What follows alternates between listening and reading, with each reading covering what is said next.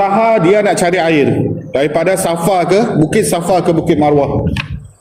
Naik bukit tengok ada orang ke tak kat situ, naik lagi pergi sana. Itulah sa'i. Kalau sekarang ni kita buat umrah, dia suasana dia berbeza, tapi asal dia kat situ lah ibadat dia. Lepas tu diuji balik, dapat anak, lepas tu dibangunkan pula dekat situ penempatan, yang mana sekarang ni kita dah tengok lah, tempat umat Islam, pusat ibadat kita tu, didirikan Kaabah.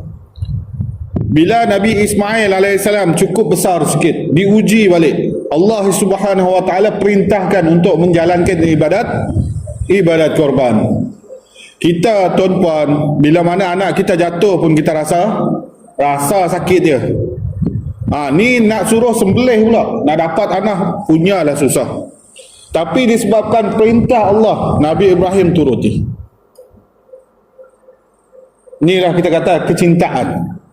Nak tanam rasa cinta kepada Allah ni sangat-sangat payah.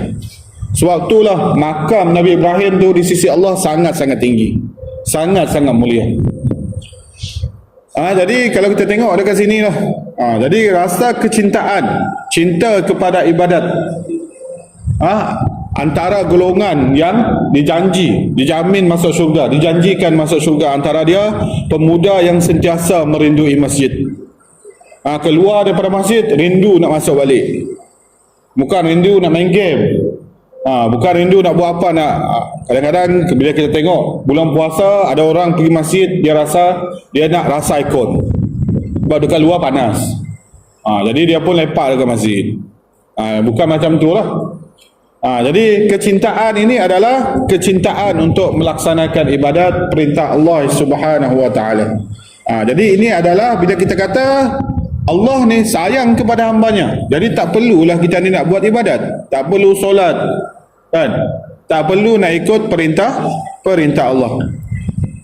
Dan ibadat yang benar ini mesti diiringi dengan 3 perkara tadi. Yang pertama mahabbah, yang kedua khauf dan juga raja.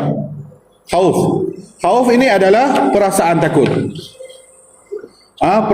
Perasaan takut bila mana kita ni buat takut kepada kemurkaan Allah Subhanahu Wa Taala, takut kepada azab dengan menjauhi segala larangannya. Sebagaimana Allah Subhanahu Wa Taala berfirman, "Fala tahafuhum wa khafuna in kuntum mu'minin." Yang mana maka janganlah kamu takut kepada mereka, tapi takutlah kepadaku jika kamu memang orang yang beriman. Takut kepada kemurkaan dan azab Allah Subhanahu Wa Taala. Jadi azab Allah ni kalau kita tengok dalam Al-Quran ditambah lagi, azabun azim, azab yang teramat-amat pedih, kan? Ada azab yang Allah memang bagi direct di dunia, ada azab Allah tangguhkan masa alam barzah ataupun di akhirat kelak. Contoh, bila mana antara azab yang Allah bagi direct lah, antara dia adalah bila mana kita ni derhaka kepada kedua ibu bapa. Kita tengok cerita lah, antara dia ni yang jadi batu kan. Kalau dekat Indonesia kita panggil maling kundang, kan? Jadi dekat sini lah Allah bagi direct bila mana kita ni menderhaka kepada kedua ibu bapa kita. Allah bagi azab di dunia dan juga di akhirat. Dan azab ni dia tak tunggulah. Jadi rasa khauf tadi adalah takut kepada kemurkaan Allah. Kalau kita ibadat kepada Allah Subhanahu Wa Taala dengan harapan kita tak ada merasa takut saja, maka kita ni termasuk dalam golongan Khawarij. Khawarij ni maksud dia adalah dekat sini dia panggil Haruri. Haruri ni dia termasuklah satu kelompok dalam golongan Khawarij ni, yang mana dia beranggapan bahawa bila kita ni buat dosa, kita termasuk dalam golongan yang kafir. Ini adalah Khawarij. Jadi itu adalah Khawarij lah. Bila kita buat dosa, kita termasuk dalam golongan yang kafir tadi. Jadi yang seterusnya adalah raja lah. Raja ni maksud dia adalah mengharapkan keredaan Allah Subhanahu wa taala dengan melaksanakan segala perintah dia. Banyak perintah. Dan saya sebut tadi, ibadat ni adalah benda yang Allah suka, yang Allah reda, dipanggil ibadat. Bila kita bekerja, letih kita, lelaki bila keluar daripada rumah, letihnya itu adalah letih yang bila kita balik tu cari rezeki, tu adalah letih yang Allah paling suka. Kadang-kadang kita balik tak sedar 5 minit pun boleh tidur. Kadang-kadang rehat kejap, lepas tu ada yang keluar cari lagi rezeki. Ini adalah ibadat. Dan bila kita mengharapkan ibadat sahaja, ni raja sahaja, iaitu harapan, maka kita termasuk dalam golongan murji'ah. Iaitu golongan murji'ah ni beranggapan bahawa iman ni tak ada kaitan pun dengan perbuatan. Iman tak ada kaitan dengan perbuatan. Kita buat iman dalam kalangan kita ni sama. Kita solat ke, kita tak solat ke, sama je kita ni. Ni adalah golongan murji'ah. Ni golongan murji'ah. Jadi kalau kita ikut prinsip ni, khauf, raja dan juga mahabbah, kecintaan ni, khauf dan juga raja ni dia mesti seimbang.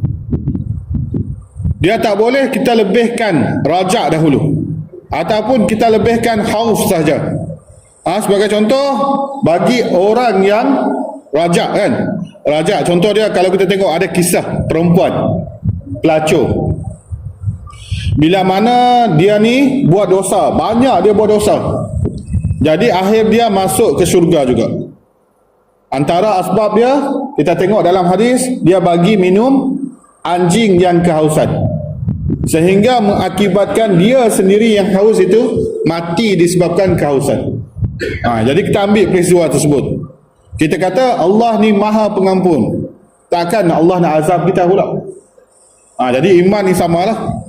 Semua kita ni termasuk dalam golongan orang yang beriman. Cuma iman kita ni berbeza sebenarnya kalau ikut ahli sunnah wal jamaah. Kadang-kadang kita ni rajin ibadat, ada motivasi. Kadang-kadang kita rasa malas, rasa lemah nak buat ibadat. Sebab itulah penting untuk kita mengimbangi khauf dan juga raja tu. Contoh juga, bila kita nak mati, kita nak meninggal ni, kita nak lebihkan khauf ataupun raja? Kita nak lebihkan rasa takut ke, ataupun kita nak lebihkan pengharapan? Kita nak meninggal ni, raja ataupun khauf? Macam mana? Kita nak meninggal, kita nak mengharapkan ketakutan ke? Kita nak harapkan kemurkaan Allah ke? Ataupun kita nak minta keredaan Allah? Dan kita tahu bila kita meninggal ni banyak juga dugaan dan juga cabaran dia. Nak meninggal rasa haus, haus berpanjangan, rasa sakit yang tak tertanggung kan.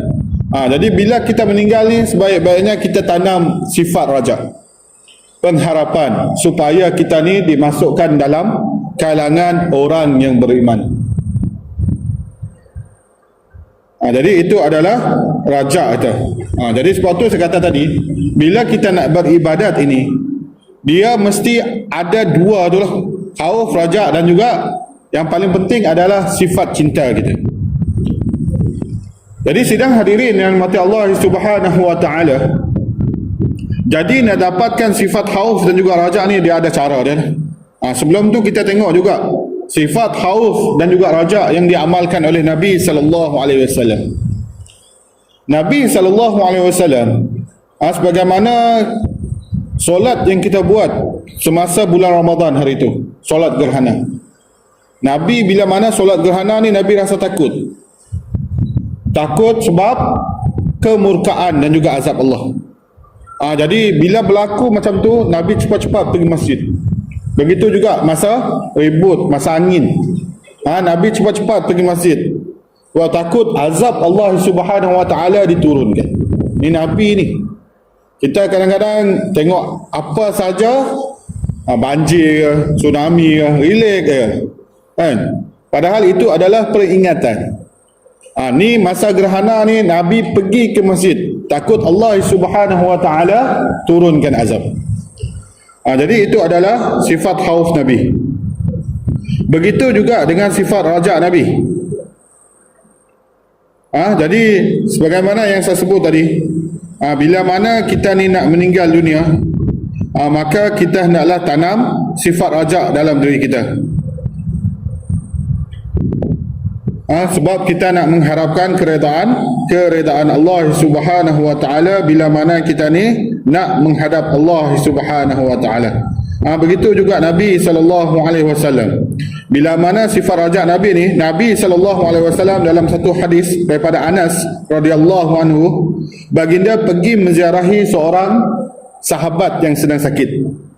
Jadi Nabi pada ketika itu ditanyalah lelaki tersebut, supaya dia ni bila dia nak meninggal, maka harapkanlah keampunan dan juga keredaan Allah Subhanahu wa taala.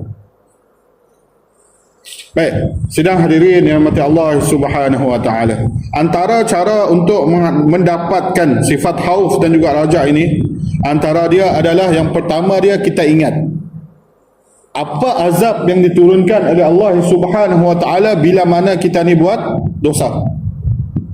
Kadang-kadang bila kita bersendirian tadi, sebagaimana yang saya sebut, bila kita rasa nak buat dosa, jadi bukan kita tanam rasa raja, kita tanam rasa khauf. Sebab itulah khauf dengan raja tadi dia mesti seimbang. Ada time raja lebih tinggi, tapi kita tak boleh buang salah satu daripadanya, dia mesti seimbang. Contoh bila kita nak buat dosa, nafsu kita tinggi, pergi satu tempat rasa nak mencuri, kan, rasa nak buat benda yang Allah larang. Jadi pada ketika itu kita hendaklah tanam rasa khauf kita, dan dengan cara, sebab tu dia ada cara tadi, dengan kita ingat azab yang dikenakan oleh Allah Subhanahu wa taala kepada umat terdahulu. Kita belajar bab sirah. Sebab itulah bila saya sirah tu, saya sebut laqad kana fi qasasihim ibratu li ulil albab.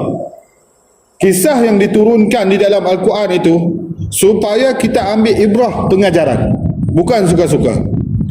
Sebagaimana bila kita tengok kaum Nabi Nuh alaihissalam, bila mana Nabi Nuh alaihissalam berdakwah 950 tahun, tak ada cara dah. Jumpa Nabi Nuh lari. Macam hari ni pun ada jugalah, kan?